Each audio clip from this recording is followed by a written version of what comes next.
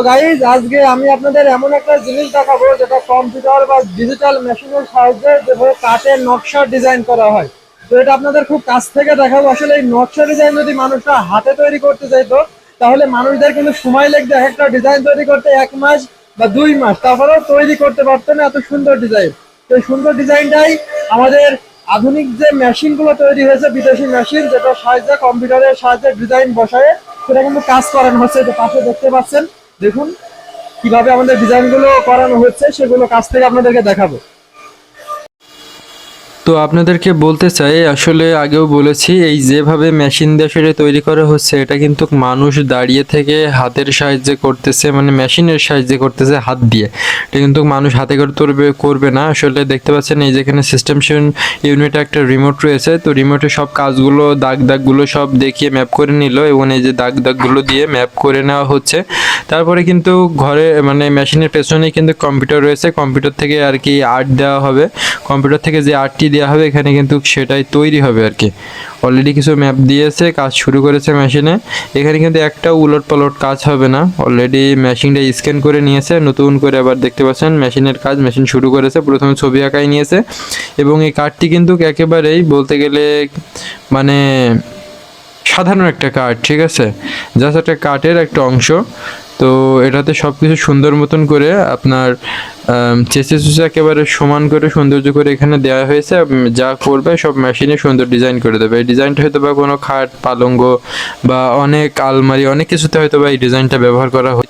তো এই বিষয়টা বলতেছি, আসলে ব্রিটিশ আমলের মানুষগুলো যদি আসলে যেভাবে মানে প্রাচীন আমলের মানুষগুলো যেভাবে বাঁচতো আর কি, কাঠের ঘর টর তৈরি করে, সেটার বিষয়টা আলাদা ছিল। কিন্তু কি আধুনিক ডিজিটাল যুগে তো সেটা হচ্ছে আসলে কিছু কিছু মানুষ এই ডিজাইনগুলো আগে হাত দিয়ে করতো বা আপনার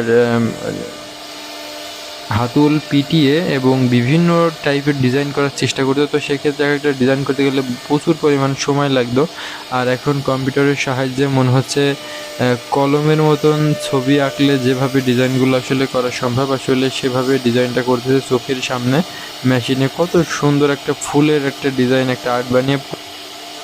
তো এখন হচ্ছে আমাদের ডিজাইনের যে মাথার অংশটা, মাঝখানের অংশ, সেটা কিন্তু একদম নিখুঁতভাবে করতেছে। এবং আসলে সত্যি কথা বলতে এটা যে উলট পালট কাজ করবে বা উলট পালট হবে, দেখতে পাচ্ছেন দুই ডিজাইনের মাঝখান দিয়ে কীভাবে একটি সাপের মতন লাইন তৈরি করতেছে। দেখুন, এটা যদি একটা মানুষের হাতেও তৈরি করতে যায় কিন্তু এই লাইনটা কিন্তু আসলে হবে না, ঠিক আছে, উলট পালট হয়ে যাবে। এই লাইনটা সোজা করতেই সারাদিন লেগে যাবে, তারপরেও পারবে কিনা সন্দেহ। কিন্তু একটা মেশিনে কীভাবে নিখুঁতভাবে কাজ করতেছে দেখুন, খেয়াল করে মনোযোগ সহকারে। এবং ডিজাইনগুলো কত সুন্দর আসলে ডিজাইনগুলো দেখাচ্ছে। আসলে মেন কথা হচ্ছে আপনারা কম্পিউটার থেকে যে ডিজাইনটা কাঠের উপরে করতে দিবেন, তো সেই ডিজাইনটা কিন্তু মেশিনে ঠিকঠাক আর্ট করে দিবে। আপনি যদি আল্লাহু লেখার একটা ডিজাইন ছাপ দিয়ে কাঠ যদি বসায় দেন তাহলে দেখবেন আল্লাহু লেখা উঠে যাবে, ঠিক আছে। বিষয়টা এমন, মানে যখন মেশিনের যে ডিজাইনটা দেওয়া হবে ডিজাইনটা সম্পূর্ণ করে ফেলবে এবং এখানে অনেক কাঠ রয়েছে, কাঠের যে একটা ডিজাইন আমি ছাপাবো বা যে ডিজাইনটা দিব, দেওয়ার পরে আমার কোনো কাজ নেই, আমি কম্পিউটারতে বসে বসে দেখবো আর প্রেস করতে থাকবো, অটোমেটিক ডিজাইনটা কিন্তু তৈরি হয়ে যাবে। তারপর হচ্ছে যখন ডিজাইনটা সব কিছু 100% ফুলফিল কমপ্লিট হবে, তো তারপরে কিন্তু মেশিন অটোমেটিক বন্ধ হয়ে যাবে। তো এতক্ষণ আপনারা দেখছিলেন অলরেডি মানে হাফটা হয়েছে, এখনও এটা তৈরি হইতে মনে করেন কি বলবো, এটা তৈরি হইতে অনেকক্ষণ টাইম তা কিন্তু না, এই 7 থেকে 10 মিনিটের ভিতরে এই কাজটা পুরো কমপ্লিট হয়ে যাবে। মানে এখানে যে ডিজাইনটা আপনারা দেখতে পাচ্ছেন এই ডিজাইনটা কিন্তু আসলে কমপ্লিট করা সম্ভব।